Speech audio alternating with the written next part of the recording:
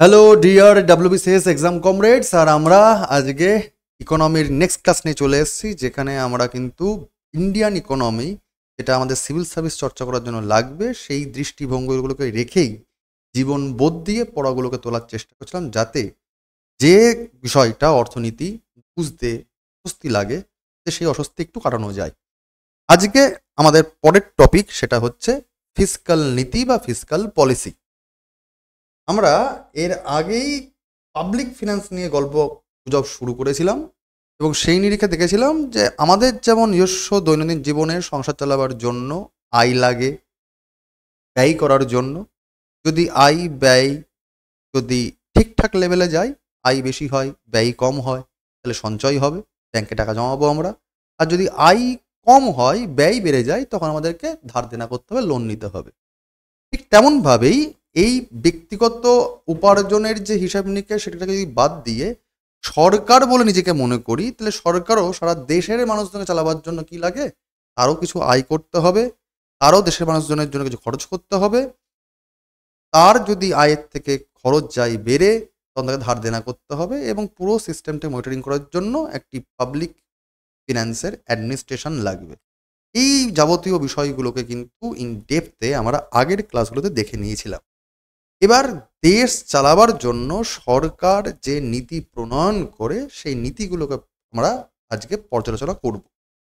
মূলত গভর্নমেন্ট তার রাষ্ট্র ব্যবস্থা সাধারণ মানুষদের উন্নত জীবনযাপন দেওয়ার জন্য যে নীতি থাকে, সেই নীতি মূলত দুই রকমের হয়ে, এক মনিটারি পলিসি আর দুই fiscal policy. Monetary policy government directly নেয় না, এটা নিয়ে থাকে আরবিআই। মূলত আরবিআই এই পলিসি নিয়ে থাকে এবং পার্টিকুলারলি আরবিআই এর একটা মনিটারি পলিসি কমিটি আছে 6 জনের, তারা এই মনিটারি পলিসি তারা গ্রহণ করে। মনিটারি পলিসি যখন আমরা বিস্তারিত পড়ব তখন আরও দেখতে পাবো যে কীভাবে মনিটারি পলিসি নেওয়া হয় ইন্টারেস্ট রেটগুলোকে কন্ট্রোল করার জন্য, বা দেশের যে অর্থনৈতিক যোগান মনিটারি সাপ্লাই তাকে ঠিকঠাক চালু রাখার জন্য। বিভিন্ন রকম উপাদান আছে, যেমন আমরা চর্চা করে থাকি, তোমরা নামগুলো শুনেছ অল্প বিস্তর, যেমন repo rate, reverse repo rate, SLR, তারপরে MSF, LAF, open market operation, এরকম রকম টুলস আছে যার মারফত আরবিআই মনিটারি পলিসি কমিটি তারা মনিটারি পলিসি রাজস্ব নীতিকে নির্ধারণ করে। এটা আমরা পরের ক্লাসে আলোচনা করব। আমরা সরাসরি চলে আসব যে গভর্নমেন্ট পলিসি খোদ গভর্নমেন্টের যে মিনিস্ট্রি অফ ফিনান্স আছে তার ফিনান্স সেক্রেটারির তরফ থেকে যে কাজকর্ম হয় এবং সেই নীতিটাকে নিয়ে আলোচনা করব, যাকে আমরা ফিসকাল পলিসি বা রাজস্ব বা রাজকোষ নীতি। এটা মূলত কিসের জন্য হয়? সরকার তার আয় এবং ব্যয় দেখার জন্য। তো সরকারের আয় আসবে কোত্থেকে, ট্যাক্স কীভাবে আসছে সেটা দেখার জন্য, এবং সরকার সাধারণের জন্য যে যে প্রকল্প করবে কি করবে না, তার যে দৃষ্টিভঙ্গি হবে, অর্থনৈতিক নীতি হবে, কীভাবে খরচ করে সেইগুলোর জন্য পলিসি, সেই উদ্দেশ্য। তো আজকে আমাদের মূল আলোচনার বিষয়বস্তু ফিসকাল পলিসি, এটাই আমরা আলোচনা করব আজকের ক্লাসে। চলো, ফিসকাল পলিসি তাহলে কি জিনিস? দেখো, এই কনসেপ্টটা মূলত point this term fiscal policy. Fiscal policy this term is coined by J.M. Keynes, যার নাম আমরা প্রথম দিকের ইন্ট্রোডাকশন ক্লাসে পেয়েছিলাম, যিনি আধুনিক অর্থনীতির জনক যাকে বলা হয়। 1929 সাল 1930 সালের সময় এই ভদ্রলোক এই ফিসকাল পলিসি দেশের অর্থনীতিকে কন্ট্রোল করার জন্য সরকারের কিছু নিজস্ব নীতি থাকা দরকার, তিনি এই মন্তব্য পোষণ করছেন।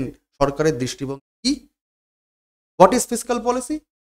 That involves the government's approach to managing public spending. সাধারণ মানুষের জন্য যা খরচা হবে তাকে কি করে ম্যানেজ করবে, সেই নিরিখে সরকারের দৃষ্টিভঙ্গি কি থাকবে। ট্যাক্সেশন, কীভাবে কর আদায় করবে, বেশি ট্যাক্স নেবে না কম ট্যাক্স নেবে, তার দৃষ্টিভঙ্গি কীরকম হবে, কোন নীতির ওপর সেটা ডিসাইড করবে। কিংবা ধার দেনাই বা কিভাবে করবে, বরোয়িং কিভাবে করবে, বিষয়গুলোকে ম্যানেজ করার জন্য ভঙ্গি তাকেই বলছে আসলে fiscal policy. Through this measures, এই পাবলিকের জন্য খরচা কিংবা ধার দেনা করা কিংবা কর আদায় করা, সমস্ত কিছু পরিমাপ করার জন্য the government regulates its expenditures and tax policies and stabilise the countries. এর নিরিখেই সরকারকে কি করতে হয়, কখনো কখনো খরচ বাড়াতে হয়, কমাতে হয়, কখনো কখনো সরকারকে ট্যাক্স কালেক্ট বেশি করতে হবে, কখনো কখনো কমাতে হয় ট্যাক্স কালেকশন। এই যে দাঁড়িপাল্লা, কখনো আয় বাড়াতে হবে খরচা করার জন্য, কখনো খরচা কমাতে হবে আয় বাড়ানোর জন্য, এই যে দাঁড়িপাল্লার যে ইকো ম্যানেজমেন্ট এই বলা হচ্ছে, নীতির মধ্যে করা হচ্ছে, যে নীতির সূক্ষ্ম দাঁড়িপাল্লার যে ব্যালেন্স হচ্ছে তাকে বলা হচ্ছে ফিসকাল পলিসি।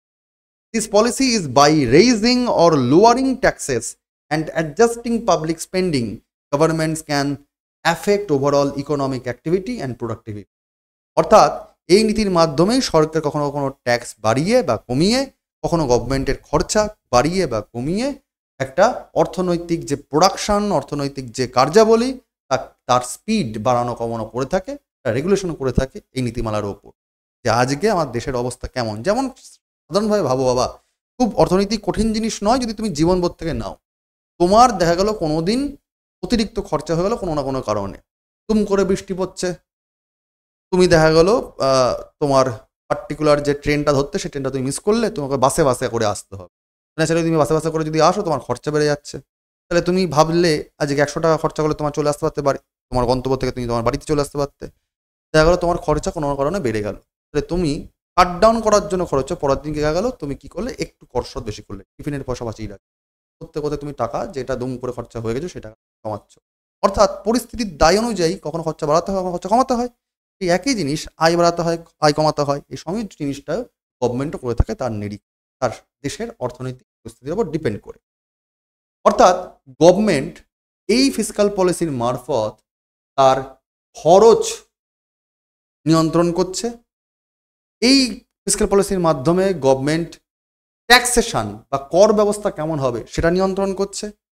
এই ফিসকাল পলিসির মাধ্যমে গভর্নমেন্ট ইকোনমিক গ্রোথ দেশের কীরকমভাবে যাবে তা পরিলক্ষণ করছেন। এই ফিসকাল পলিসির মাধ্যমে গভর্নমেন্ট আনএমপ্লয়মেন্ট কমাবে না বাড়াবে, বা আনএমপ্লয়মেন্ট কীভাবে কমাবে তার নীতি নির্ধারণ করছেন। যদি আনএমপ্লয়মেন্ট বেড়ে যায় তাহলে মানুষ জিনিসপত্র কিনবে কী করে, তার জন্য অর্থনৈতিক জিনিসপত্রের স্থিতাবস্থা থাকা দরকার।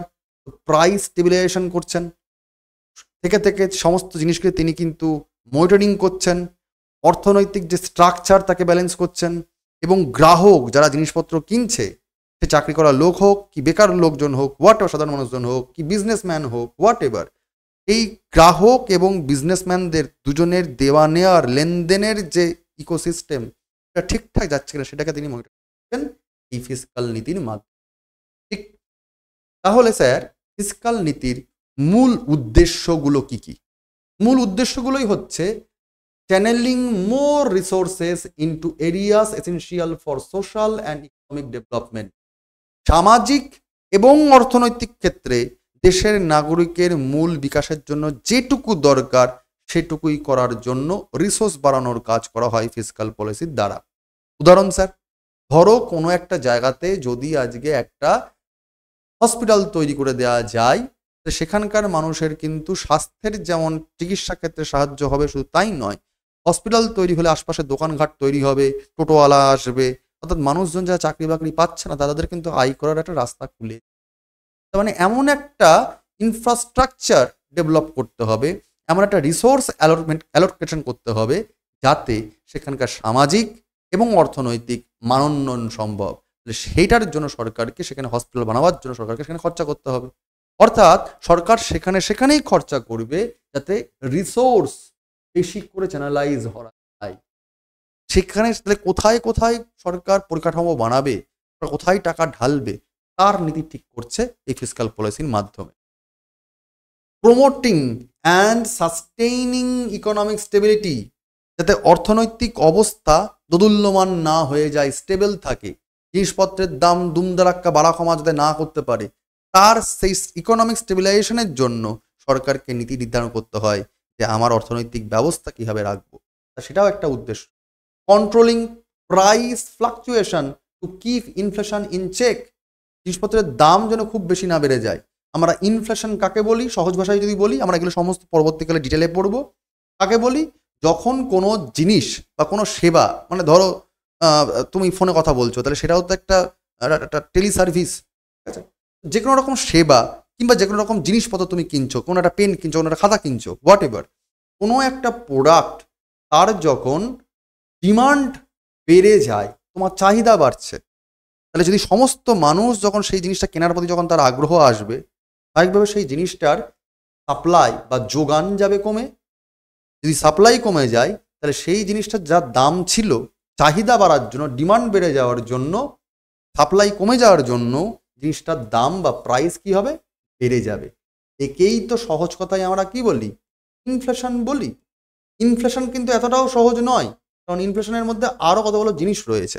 যেমন সহজ করে আরেকটু বলি, ধরো এই একটা পেন, যার আজকের দিনে 2025 সালে দাঁড়িয়ে এই পেনটার ধরলাম দাম হচ্ছে 100 টাকা। তোমাকে আমি 500 টাকার একটা নোট দিলাম, দিয়ে বললাম যে বাবু আমাকে এইরকম পেন যতগুলো পারো ততগুলো কিনে নিয়ে আসো। সাল কোন সাল, 2025 সাল। তুমি 500 টাকার নোটটি নিয়ে দোকানে গেলে, তুমি দেখলে এরকম আরো 5টি পিস পেন পাওয়া যাবে, অর্থাৎ তুমি 5টা পেন কিনে নিয়ে আসতে পারছো 500 টাকার নোটের মারফত। এই পেনটাই 2030 সালে যাওয়া যায়, দেখা যাবে এই প্রতি পিসে পেনের দাম হয়ে গেল 200 টাকা করে। তোমাকে তখন আমি বললাম 500 টাকা নিয়ে যাও, ততগুলো পারো ততগুলো পেন কিনে নিয়ে আসো। তখন তুমি দেখলে সর্বোচ্চ তুমি 2টো মাত্র পেন কিনতে পারছো, তারপরে তুমি 100 টাকা ফেরত নিয়ে আসো, তুমি পেন কিনতে পারছো না। অর্থাৎ তোমার 2খানা মাত্র পেন কিনতে পারলে 2030 সালে দাঁড়িয়ে। অর্থাৎ তাকেই দেখো, 500 টাকা দিয়ে তুমি এই বছর কিনতে পারছো 5খানা পেন, আর 500 টাকা দিয়ে 2030 সালে তুমি কিনতে পারবে 2খানা পেন। তাহলে জিনিসটার দাম বাড়ছে, কিন্তু টাকাটার কি দাম বাড়ছে না, টাকাটার ভ্যালুটা কমে যাচ্ছে। ক্রয় করার যে ক্ষমতা, একে বলা হয় পারচেজিং পাওয়ার অফ মানি, এটা কমে যাচ্ছে। পারচেজিং পাওয়ার প্যারিটি কমে যাচ্ছে, টাকার অবমূল্যায়ন হয়ে যাচ্ছে। যদি জিনিসের দাম বাড়ে, সেবার দাম বাড়ে, যদি টাকার ভ্যালু কমে, তখন তাকে আমরা ইনফ্লেশন বলতে পারি, মুদ্রাস্ফীতি বলতে। সরকার এই ফিসকাল পলিসির মাধ্যমে ইনফ্লেশন কন্ট্রোল করা বা জিনিসপত্রের দাম যাতে খুব বেশি ফ্ল্যাকচুয়েট না করে, ওঠানামা না করে, তার চেষ্টা করে। সাপোর্টিং স্টেডি ইকোনমিক গ্রোথ, জিনিসপত্রের দাম যদি খুব ওঠানামা না করে, মানুষ যদি সমস্ত কিছু সহজভাবে কিনতে পারে, তাহলে কিন্তু উন্নতি হবে সমস্ত মানুষের ধীরে ধীরে ধীরে একটা স্টেডি ইকোনমিক গ্রোথ আসবে। Ensuring balance in the country's external payments and trade, দেশে যদি অতিরিক্ত প্রোডাকশন হয়, তবেই না দেশের মানুষজন দেশীয় যে জিনিসপত্র অতিরিক্ত উৎপাদন, তাকে বাইরের দেশে বিক্রি করতে পারবে। একে বলা হয় কি, রপ্তানি করা।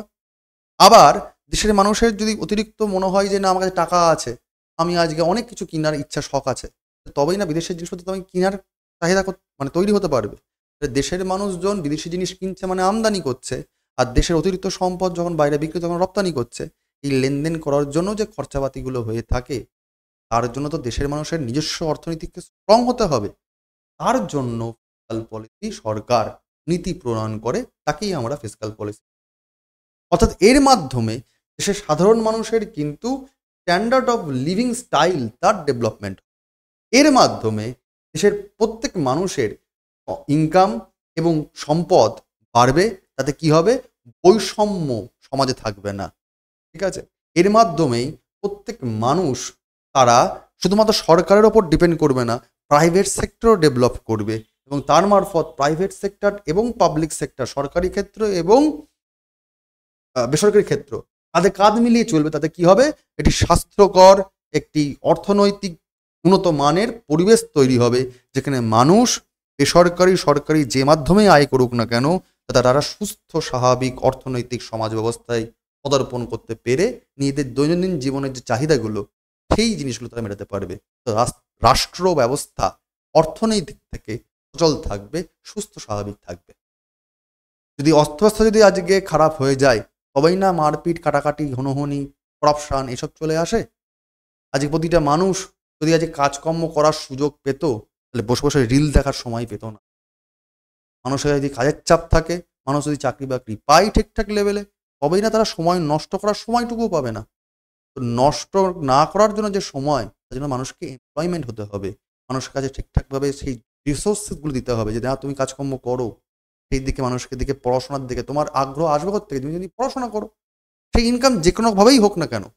কত মানুষ তো ভুংচাং করে রিল বানাচ্ছে, সবাই কি মস্তিষ্ক দিয়ে মাথা খাটিয়ে না নতুন কিছু শুরু করবো সেটাকে নিয়ে রিল বানাচ্ছে না, যা করছে আজকাল সাবান মাখলেও রিল বানিয়ে দিচ্ছে। সেটা তো আর মস্তিষ্কের জন্য নয়।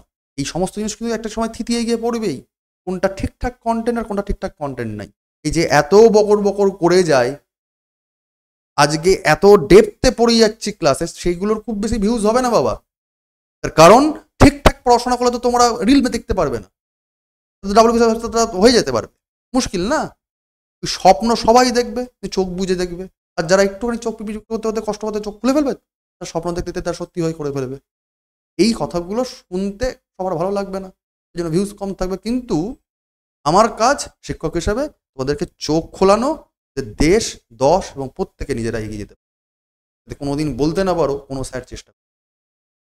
যাই হোক, সরকারও কিন্তু চেষ্টা করে তার নীতি নির্ধারণের মাধ্যমে, এটাকে বলি আমরা ঠিক। তো সরকার এই নীতি প্রণয়ন করার জন্য কি কি অস্ত্র শস্ত্র সরঞ্জাম ব্যবহার করে থাকে? সরকারের ফিসকাল পলিসি বাস্তবায়িত করার জন্য কি কি অস্ত্র আছে সরকারের? তাহলে অস্ত্র বলতে সরকারকে যদি কোথাও ডেভেলপমেন্ট করতেই হয়, তার আয় লাগবে। তুমি কাউকে যদি সাহায্য করতে চাও, তোমার যদি পকেট নিজেরই ফাঁকা থাকে, তুমি কাউকে সাহায্য করবে বাবা? তোমাকে আয় লাগতে হবে, না তুমি কাউকে সাহায্য করবে? সরকারের আয়টা কি? ট্যাক্সেশন, ট্যাক্স লাগবে। যে সরকার যদি তোমার আয় করতে পারে, সেই আয়টা দিয়েই অর্থনীতির চাকা ইনডিরেক্টলি ঘোরাতে পারবে। আয় বেশি হলে সরকার তখন সেই টাকাটাই অন্যের জন্য সাহায্য করার জন্য ঘুরিয়ে দিতে পারবে। ঠিক আছে? সরকারের এই যে ট্যাক্সেশন কীভাবে আসে? ইনকাম, বিজনেস, ট্যাক্স রিডাকশন, এইগুলোর মাধ্যমে। মানে সরকারের যদি আয় অতিরিক্ত হয়, তবেই না সাধারণ মানুষের ওপর ট্যাক্সের আরোপ কমে যাবে, তবেই না বিজনেসম্যানের ওপর ট্যাক্স কমে যাবে, আয় কর কমে যাবে। সরকারের আয় যদি অতিরিক্ত হয়, তবে সাধারণ মানুষের ওপর আয় কমবে। সরকারের আয় আসবে থেকে, চাকা ঘুরবে থেকে, সেই চাকা ঘোরানোর জন্যই তো এই সিস্টেম পলিসি। সরকার এই আয় করছে কেন? পাবলিকের জন্য, পাবলিকের জন্য খরচা করছে। তাই কি হবে? এটাও ডিরেক্টলি ইনফ্লুয়েন্স করে ইকোনমিক অ্যাক্টিভিটি। দেখো, এটা যেমন ইনডিরেক্টলি ইম্প্যাক্ট দিচ্ছে অর্থনীতিতে, কর কি করে আসবে তার উপর ডিপেন্ড করে। মানে ধরো আমার কাছে এত টাকা রয়েছে যে আমার আর পার্টিকুলার ইনকাম করার জন্য আর আকাঙ্ক্ষা থাকছে না। যদি আকাঙ্ক্ষা না থাকে, তখন যে যাকে পাচ্ছে তখন আমি দান করার চেষ্টা করব, অথবা ভারত থেকে দেখা গেল আমি কোনো রকমভাবে কোনো অতিরিক্ত ছাড় দেওয়া শুরু করবো, যে ঠিক আছে তুমি বাবা করো, কোনো সমস্যা নেই, তুমি করো, ঠিক আছে, দান ধ্যান করা বেশি করা শুরু করে দেবো। তো সেটা ইনডিরেক্টলি হবে, আমার আয় থাকলে তবে না হবে। আর যেটা ডিরেক্টলি ইম্প্যাক্ট, আমি কাউকে দিতে হবেই, কিছু করার নেই, সেটা তোমার হচ্ছে কি এক্সপেন্ডিচার, ডিরেক্টলি ইম্প্যাক্ট রয়েছে। যেমন সরকার ডিরেক্টলি কি করছে? ভাতা দিচ্ছে, সাবসিডিস। সরকার ডিরেক্টলি কি করছে? না রকম ওয়েলফেয়ার পাবলিক পলিসিস নিচ্ছে, প্রকল্প নিচ্ছে, ক্যাম্পেনিং করছে, সেইগুলো সরকারের ডিরেক্ট খরচা সেইগুলোতে। ঠিক আছে? সেগুলো ডাইরেক্ট এফেক্ট করছে। এগুলো সরকারের ডাইরেক্ট অস্ত্র, আয় করা অস্ত্র, ব্যয় করা অস্ত্র। ফিসকাল পলিসি, তাহলে এই দুটো তোমার প্রধান টুলস বোঝা গেল। দ্বিতীয় কি স্যার? সরকারের গায়ে টাকা নেই, কিন্তু সরকারকে দেখভাল করতে হবে। তাহলে কি দরকার? ধার দেনা। সরকার দেনা করবে। এবার সরকার তো আজ আছে কাল নেই, কারণ পলিটিক্যাল পার্টি 5 বছরের জন্য আসবে, কয়েকদিন তো করে থাকতেও না পারে বা থাকতেও পারে, কিন্তু এই দেনা সাধারণ মানুষের হয়ে যাবে, কারণ সাধারণ মানুষ ভোট দিয়ে নিয়ে এসেছিল। এই জন্য এই খরচটাই, যে অতিরিক্ত যে ধার দেনা, সেটা হয়ে যাবে পাবলিকের। পাবলিক বরোইং, পাবলিক বরোইনের মারফত কি হবে? ফিনান্স এক্সপেন্ডিচার এক্সিসিং ট্যাক্স রেভিনিউ, অতিরিক্ত খরচা হবে। অর্থাৎ ট্যাক্স রেভিনিউ থেকে, ট্যাক্স থেকে যা আয় আসছে সরকারের, সেই আয় দিয়ে ব্যয় করে কোলাচ্ছে না, কারণ ব্যয় বড্ড বেশি, এই জন্য ধার দেনা করতে হচ্ছে। তাই আর্থিক খরচা আরও অতিরিক্ত হবে যখন ধার দেনা করতে পারবো, নাহলে টাকার জোগান না থাকলে খরচা করতে পারবো না। যেমন সেই জন্য সরকার কি করে, কখনো কখনো বন্ড আনে, কিষাণ বিকাশ পত্র আনে, এনএসসি আনে, পাবলিক থেকে টাকা তুলে নিয়ে পাবলিককে বলে তোমাকে আমি সুদের হারে টাকা দেবো, তুমি এখানে টাকা দাও, সরকারি ফান্ডে টাকা দাও। দেখবে কোনো কারোর বাবা যদি রিটায়ারমেন্ট করে, দেখবে ব্যাংক থেকে ফোন আসা শুরু করে, আপনি আপনার টাকাটা ফিক্সড ডিপোজিট করে দিন, কিষাণ বিকাশ পত্র করে দিন। এরকমভাবে ফেলে রেখেবেন কেন? তুমি সেখানে কতখানি মাত্র পার্সেন্টেজ পাবেন আপনি। ফিক্সড ডিপোজিট করতে পারলে ইন্টারেস্ট রেট বেশি।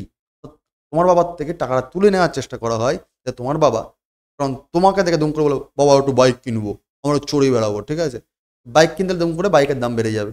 যদি লিকুইড ক্যাশ খরচা না হয়ে যায়, তার জন্য সরকার কি করে, ওই একটা থোক টাকা তুলে নেওয়ার চেষ্টা করে, সেই টাকা দিয়ে আবার এরকমভাবে ঘোরাতে পারে। আদার মেজার্সগুলো কি, আদার টুলসগুলো কি? সরকার ওয়েজেস বা শ্রম রেগুলেট করে, কন্ট্রোল প্রাইজেস, যেমন রেশনিং সিস্টেম, জিনিসের দাম দর ঠিক করার জন্য রেশনিং ব্যবস্থা আছে, এবং একদম পিছিয়ে পড়া নাগরিকের জন্য মিনিমাম চাল গম দেওয়ার ব্যবস্থা করে। প্রাইস কন্ট্রোল করে, এমআরপি কত যাবে না যাবে সেটা নির্ধারণ করার চেষ্টা করে।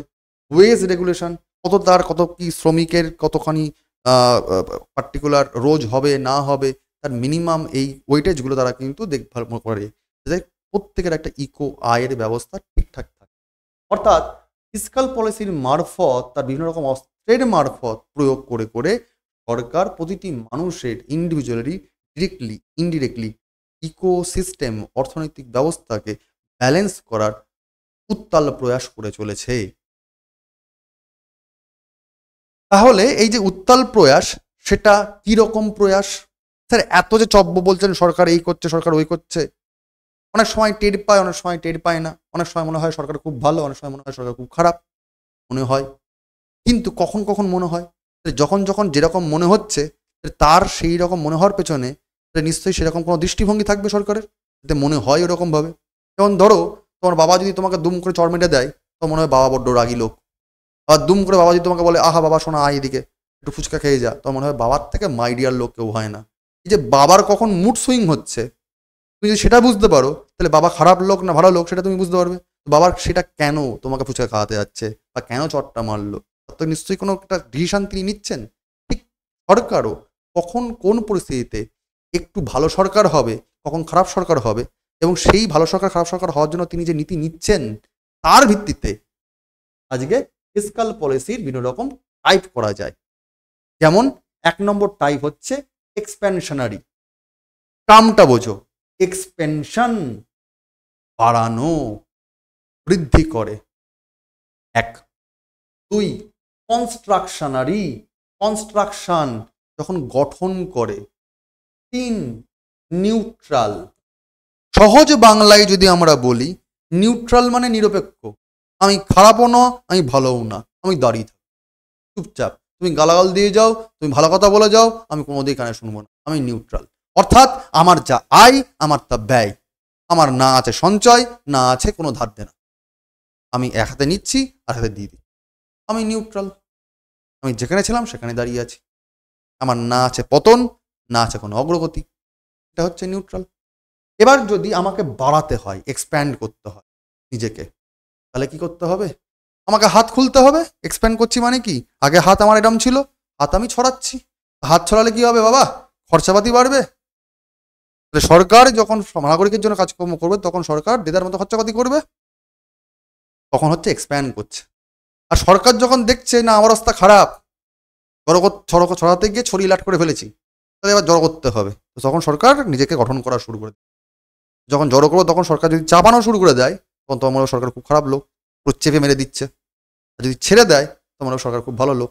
এই যে ভালো না মন্দ, এটা তো আসলে পার্টিকুলার হিসাব নিকাশের বিষয়, যে কখন ছাড়তে পারলে ভালো হয় আর কখন আটকাতে পারলে ভালো হয়। এই ছাড়া আর আটকানোর ওপর ডিপেন্ড করে আদতে অর্থনীতির চাকা ডিপেন্ড। ঠিক আছে, কি হবে স্যার? আরো একটুখানি সহজ করে বোঝানোর চেষ্টা করি।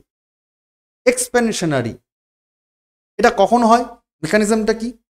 The fiscal policy that increases aggregate demand directly to an increase in government spending is called expansionary fiscal policy. যখন সরকারি রাজস্ব নীতি, সরকারের যে নীতি ডাইরেক্ট বলে দিচ্ছে যে সরকার খরচ করার দিকে মনোযোগী হচ্ছে, তখন তাকে আমরা বলবো কি এক্সপেনশনারি। অবজেক্টিভস কি? Fiscal policy is to reduce unemployment. যখন সরকার চাইছে আনএমপ্লয়মেন্ট বন্ধ হোক, তার মানে এমপ্লয়মেন্ট হোক। তোমার চাকরি যখন সরকার দেবে, তোমার দরকার নেই, তোমাকে ডেকে যখন বলছে বাবু আসো চাকরি করো, পরীক্ষা কি দেবে বাবা, তুমি এসো চেয়ারে বসো। তোমার যখন এরকম মানে উপরন্তু অতিরিক্ত এমপ্লয়মেন্ট জেনারেট হবে, তার মানে আনএমপ্লয়মেন্ট করবে। তো তোমাকে যখন চাকরি দেবে তখন তুমি মাইনাও পাবে না। মাইনা কোত্থেকে পাবে? সরকারের ট্যাক্স থেকে তো পাবে, সরকারের তো পকেট থেকে পাবে না তুমি মাইনাটা, মানে সরকার সেটা খরচা। অর্থাৎ সরকার যখন এমপ্লয়মেন্ট বাড়াবে, আনএমপ্লয়মেন্ট কমাবে। কেন? কারণ তুমি যদি টাকা পেয়ে যাও, তুমি যদি আয় করা শুরু করো, তাহলে তুমিও আস্তে আস্তে ফোন কিনবে, ঘর বাড়ি তৈরি করবে, তাহলে বাজারে টাকাটা রোল হওয়া শুরু করবে। ওভারঅল দেশের আয় বাড়বে, জিডিপি অপেক্ষাকৃতভাবে ভালো হবে। যদি এই ইচ্ছেটা, যদি এই দৃষ্টিভঙ্গি সরকারের থাকে, তখন তাকে আমরা বলবো এক্সপেনশনারি ফিসকাল পলিসি। ঠিক? তার মানে এর ফলে কিছু মাত্রায় হয়তোবা ইনফ্লেশন আসলেও আসতে পারে। কেন স্যার? দাম দর বাড়বে কেন? আমি যদি চাকরি পাই দাম দর বাড়বে কেন? হ্যাঁ স্যার বাড়বে। কারণ ধরো একটা পাড়াতে তোমরা 5 ভাই বোন ছিলে, 5 বন্ধু ছিলে, তোমরা প্রত্যেকেই বেকার হয়ে পড়ে রয়েছো 5 জন।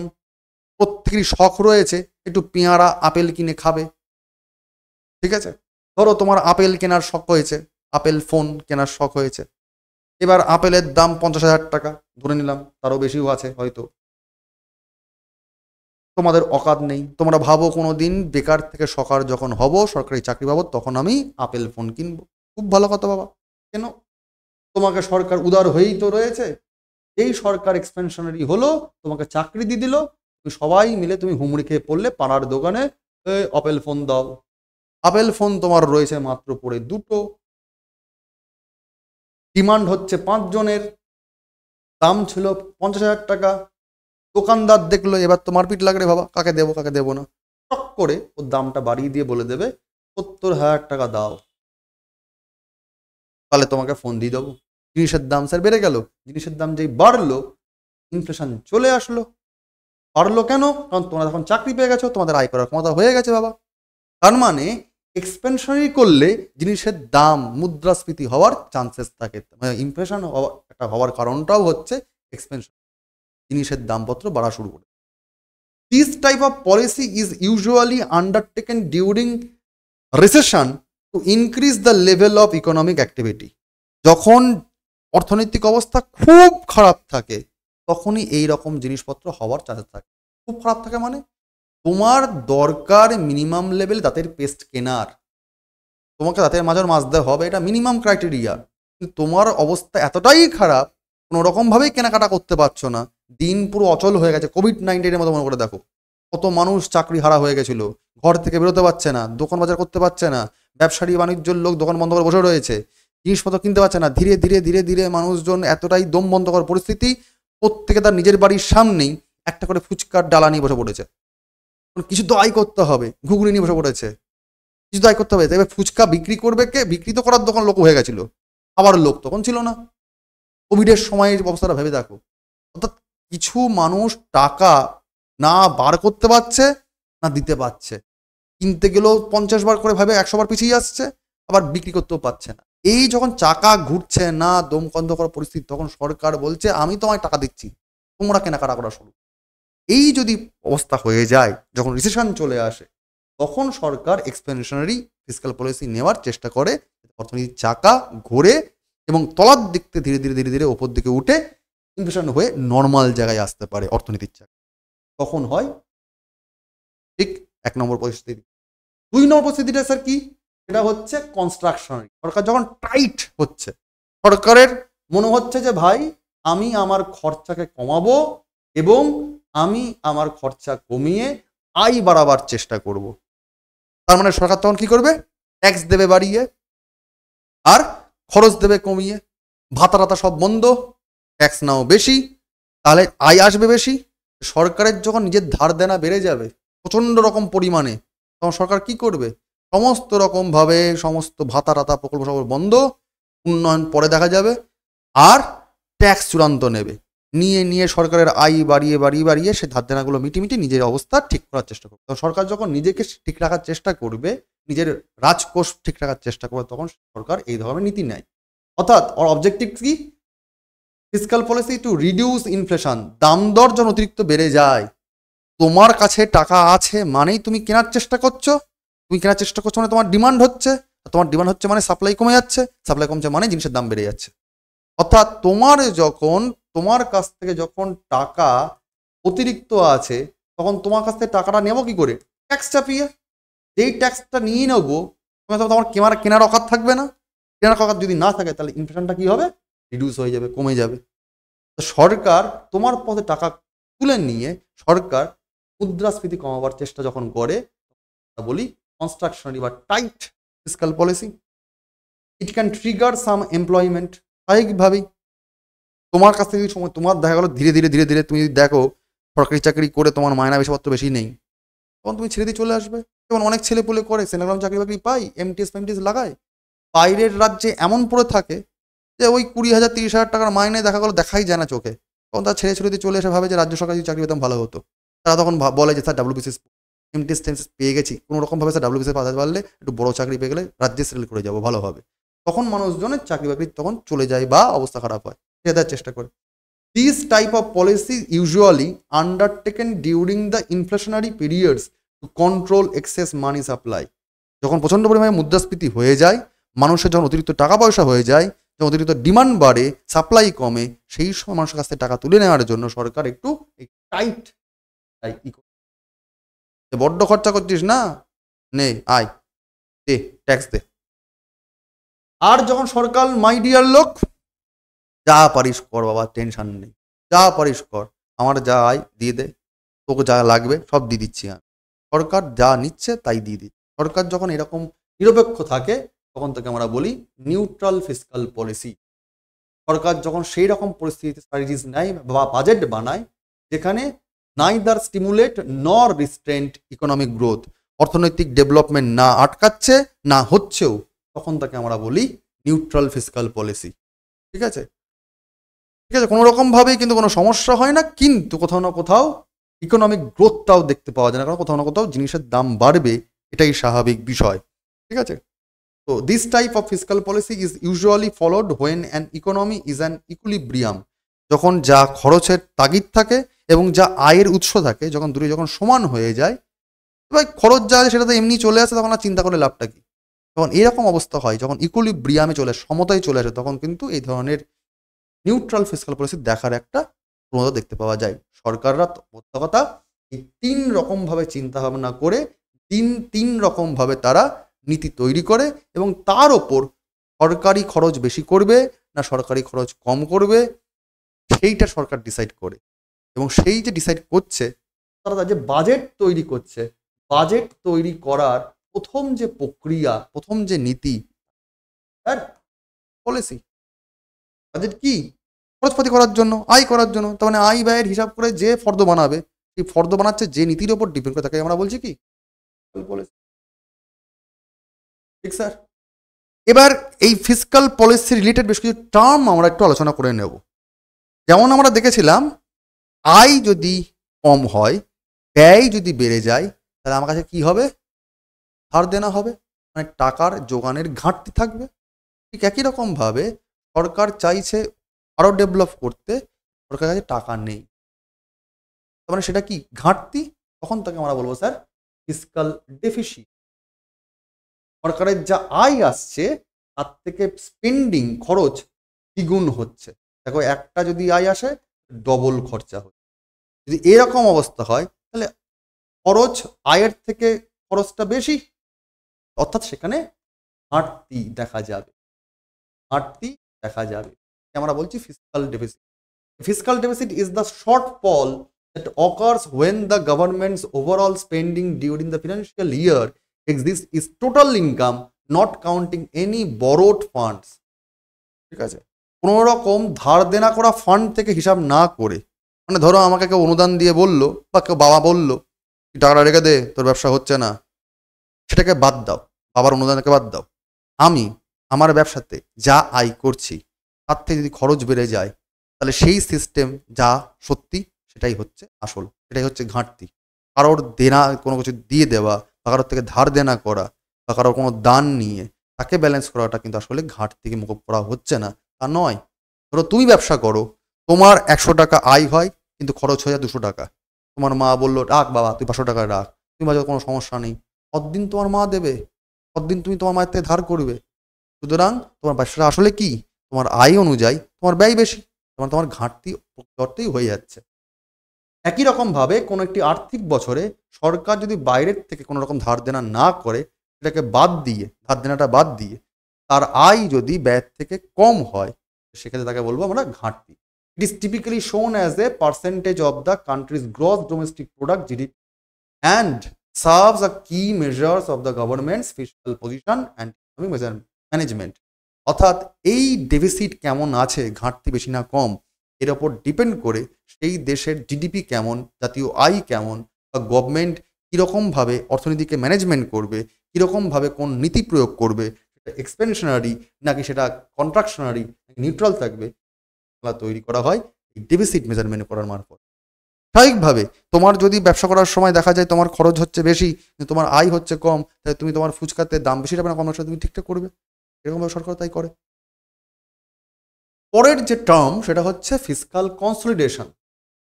কনসলিডেশন মানে কি, মুখ্য বিষয়বস্তু। অর্থাৎ যখন তুমি দেখছো যে তোমার ফিসকাল ঘাটতি হয়ে যাচ্ছে, তোমার ফিসকাল ডেফিসিট হয়ে যাচ্ছে, কতদিন তুমি ঘাটতি টেনে ব্যবসা করবে, সম্ভব নয়। সেই সময় তুমি কি করবে, তোমার ঘাটতি কমাবার চেষ্টা করবে, আয় বাড়াবার চেষ্টা করছো তুমি। সেই যে অবস্থা, ফিসকাল কনসলিডেশনটা জিনিস to effort aim at strengthening the government finances, bringing fiscal deficit down to a sustainable manageable level। অর্থাৎ টিকে থাকার মতো অবস্থাতে থাকতে পারে সরকার, তার জন্য সরকার যে প্রক্রিয়াগুলো করে, যে গঠনমূলক কাজকর্ম করে, যেখানে যেখানে খরচ দরকার সেখানে সেখানেই খরচ করবো, বাদ বাকি জায়গায় খরচ করবো না, না হলে মুশকিল হয়ে যাবে, খরচ বেড়ে যাবে। সরকারের যখন আয়কে কন্ট্রোল রেখে যেটুকু আর কি খরচ করবে, যে পরিস্থিতি আসে তখন তাকে বলছে, যখন চাপাচ্ছে খরচ তখন তাকে বলছে ফিসকাল কনসলিডেশন। ঠিক আছে। কি aspects of this process include increasing tax collection. এই সময় কি করে সরকার ট্যাক্স কালেকশন বাড়িয়ে দেয়। Ensuring that public spending it efficiently planned and control. অর্থাৎ যেটুকু সরকার পাবলিকের জন্য খরচপাতি করবে সেটুকু কিন্তু একদম যথাযথ হবে, অতিরিক্ত খরচ বা ভুলভাল খরচ একদমই করার চেষ্টা করবে। নেক্সট টার্ম হচ্ছে ফিসকাল ড্র্যাগ। একটা গ্রাফ দেখো এখানে, ফিসকাল ড্র্যাগটা কি, ধরে রাখো স্যার এটা হচ্ছে রিয়েল জিডিপি। জিডিপি কি জিনিস আমি পরে এগুলোতে আসবো, ন্যাশনাল ইনকাম টিনকাম। ধরে নাও সেটা দেশের আয়। আর এটা ধরো সময়, টাইম স্কেল। ধরো যত সময় এগোই তত সরকারের আয় হয়, যত সময় এগোই তত তুমিও তোমার আয় করার ক্ষমতা বাড়াচ্ছ। ধরে নাও এরকম একটা ব্যাপার, এটা সময়ের লাইন, এটা হচ্ছে তোমার আয় করার লাইন। ঠিক দেখা যাচ্ছে একটা সময় এই যখন কন্ডিশন আসছে তখন এইরকম কন্ডিশন দেখা যাচ্ছে যে জিডিপিটা উঠছে, মানে তোমার আয় করার ক্ষমতা বাড়ছে। ঠিক আছে। তার সঙ্গে সঙ্গে কি করা হচ্ছে, তোমার আয় যখন বাড়ছে ভালো কথা, কিন্তু যখন তুমি প্রকৃত অর্থে দেশের উন্নয়ন করার চেষ্টা করছো তখন তোমার আয়টা অতটা দেখাচ্ছে না, কারণ তোমার সেখানে খরচাও ইনভলভ হয়ে যাচ্ছে। অর্থাৎ এই সময় প্রথম দিকের যে লাল দাগটা দেখালাম আমি, ধরে নাও এটা আমি নীল দাগ করে দিই, দাগ যেটা এটা কি বোঝাচ্ছে, GDP path without progressive tax welfare. মানে বড় লোকের বেশি আয়, গরিব লোকের আয় কম, বড় লোকের আয় বেশি মানে বড় লোকের থেকে ট্যাক্স বেশি করে নেব। যদি এই রকম কন্ডিশন না থাকে, যার যত আয় তার তত করে ট্যাক্স নেব না, এর সত্ত্বেও যদি বেশি করে লোকের হয়, ওয়েলফেয়ার হয় এই রকম পদ্ধতি ছাড়াও, তখন সেই যে পরিস্থিতি আসবে, তখন যে অবস্থা, তার থেকে তলার দিকের অবস্থা তুমি তাকিয়ে দেখো, যখন যে যার যত আয় তার থেকে সেই পরিমাণ ট্যাক্স তুলে নিয়ে গরিব লোকের জন্য উন্নয়নমূলক প্রকল্প করবে। এই যখন পন্থাটা আসবে মাঝখানে নিশ্চয়ই তাহলে কোথাও একটা গ্যাপ আছে, এই গ্যাপটাকে বলা হচ্ছে ফিসকাল ড্র্যাগ। তাহলে কি জিনিস স্যার, সহজ ভাষায় বলে দিন একটুখানি আরেকটু।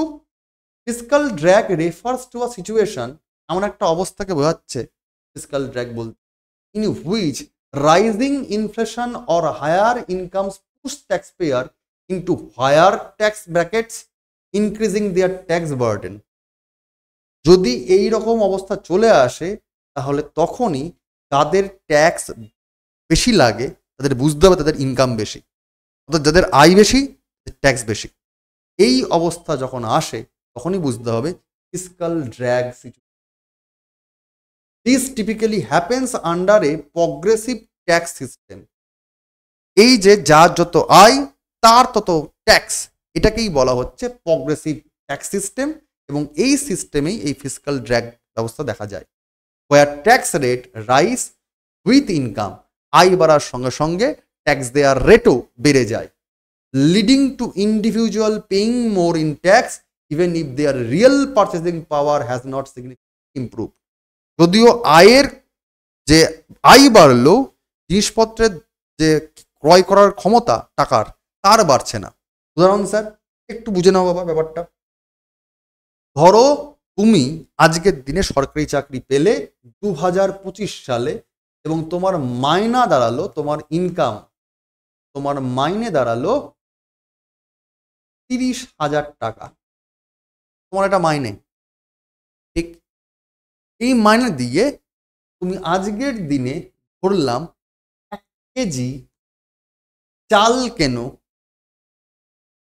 45 টাকায়, কথা ধরে নিলাম 50 টাকায় তুমি চাল কেন, ঠিক আছে?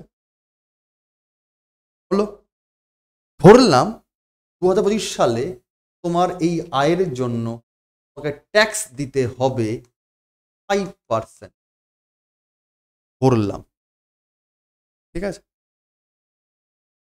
2030 সাল যখন আসলো তখন তোমার প্রমোশন হয়েছে, তোমার ইনকামটাও বেড়েছে, বললাম তোমার ইনকাম হয়েছে 50,000 টাকা, তোমার ট্যাক্স দিতে লাগছে এখন 10%, কিন্তু এই 1 কেজি চাল কিনে তোমার খরচ হচ্ছে দাম 100 টাকা, জিনিসের দাম ডবল হয়ে গেছে। তাহলে তোমার যেটুকু আয় বাড়লো এবং আয়ের জন্য যে পরিমাণ তোমাকে ট্যাক্স দিতে হচ্ছে, ট্যাক্সের রেটও বেড়ে গেছে, তাহলে তোমার ট্যাক্সও বাড়ছে, খরচও বাড়ছে, তাহলে তোমার আদতে যে আয়নাটা বাড়লো এটা খুব কাজে লাগছে বলে তোমার মনে হচ্ছে? নিশ্চয়ই না। অর্থাৎ এই সিচুয়েশনে তখন হয় যখন ট্যাক্স পেয়ার যে ট্যাক্স দেয় সে ট্যাক্স দিচ্ছেও, আবার সে টাকাটা দিয়ে যে জিনিসপত্র কিনছিল জিনিসপত্রের দামও অতিরিক্ত হয়ে যাচ্ছে, টাকার ভ্যালুটা কমে যাচ্ছে, তার আখেরে লাভ নেই। তখন সেই সিচুয়েশন আসে, তখন তাকে আমরা ফিসকাল ড্র্যাগ। ক্লিয়ার? নেক্সট আমরা যে টার্মের দিকে যাব সেটা হচ্ছে economic stimulus. Sir, economic stimulus involves implementing fiscal or monetary measures two boost economic activity down turn recession. যখন জিনিসপত্রের দাম খুব বেড়ে যায় কিন্তু জিনিসপত্র লোকে কিনতেও চাই না, তখন যে সিচুয়েশন আসে তখন তাকে আমরা কি বলি? রিসেশন বলি।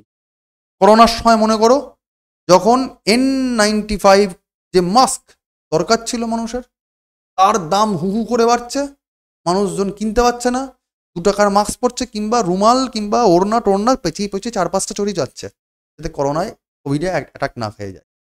অর্থাৎ দরকারও আছে দ্রব্যটার, কিনতেও পারছে না, কেন? তার কাছে টাকা নেই। সেই সময় সরকার কি করে? অনুদান, তুমি খেতে পাচ্ছ না, মা প্রকল্প, বাবা প্রকল্প, কাকা প্রকল্প চলে আসছে, সরকার টাকা বিতরণ করার চেষ্টা করে, এতে অর্থনীতি কিছু তো চলুক, কিছু তো চলুক। ধাক্কা মেরে মেরে সরকার যখন কিছু টাকা যখন ছড়ায় বাজারে, তখন তাকে আমরা বলছি স্টিমুলাস। অর্থনৈতিক কাজকর্মকে, অর্থনীতির প্রক্রিয়াকে ধাক্কা দেওয়ার জন্য, অ্যাক্টিভিটিকে একটু বুস্ট আপ করার জন্য যে প্রক্রিয়া, তাকেই বলি আমরা economic stimulus. Government can stimulate growth by action like reducing interest rates, সরকার সুদের হার একটু কমিয়ে দেয়। র্যাম্পিং আপ পাবলিক স্পেন্ডিং, সরকার পাবলিকের জন্য খরচ একটু বাড়িয়ে দেয়। অর অ্যাডপ্টিং কোয়ান্টিটিভ ইজিং স্ট্র্যাটেজিস, সরকার নানা রকম বহুমুখী প্রকল্পের সূচনা করে। Following COVID-19 pandemic, the government rolled out 3 phases of economic stimulus measures as a part of আত্মনির্ভর ভারত ইনিশিয়েটিভ। আত্মনির্ভর ভারত প্রজেক্টের সময় গভর্নমেন্ট অফ ইন্ডিয়া কিন্তু এরকম প্রজেক্ট নিয়েছে। পশ্চিমবঙ্গ সরকারও সেসব বেশ কিছু প্রকল্প নিয়েছিল, অন্য রাজ্য সরকারও সেগুলো করেছিল। অর্থাৎ অর্থনীতি চাকা ঘোরাবার জন্য সরকার কিন্তু পাবলিকের হাতে টাকা দেওয়ার চেষ্টা করছিল নানা রকম উপায়তে, যাতে পাবলিক একটু খরচা করতে পারে, অর্থনীতির চাকা একটু ঘুরতে পারে, নাহলে তো মুশকিল হয়ে যাবে। ঠিক আছে, একে বলা হচ্ছে economic stimulus. Overall fiscal policy কি দেখলাম বাবা? পাবলিক ফিনান্স আমরা আগের দিন যা পড়ছিলাম, পাবলিক ফিনান্স সরকারের আয় অর্থাৎ পাবলিক রেভিনিউ, সরকারের ব্যয় পাবলিক এক্সপেন্ডিচার,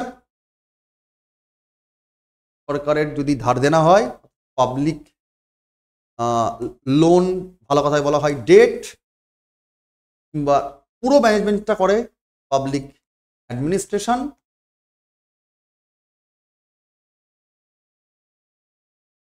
এই জিনিসটা মনিটরিং করছে দুটো পলিসিতে, তাকে আমরা গভর্নমেন্ট পলিসিস বলছি। এক সেটা হচ্ছে ফিসকাল পলিসি, আর একটা হচ্ছে মনিটারি পলিসি।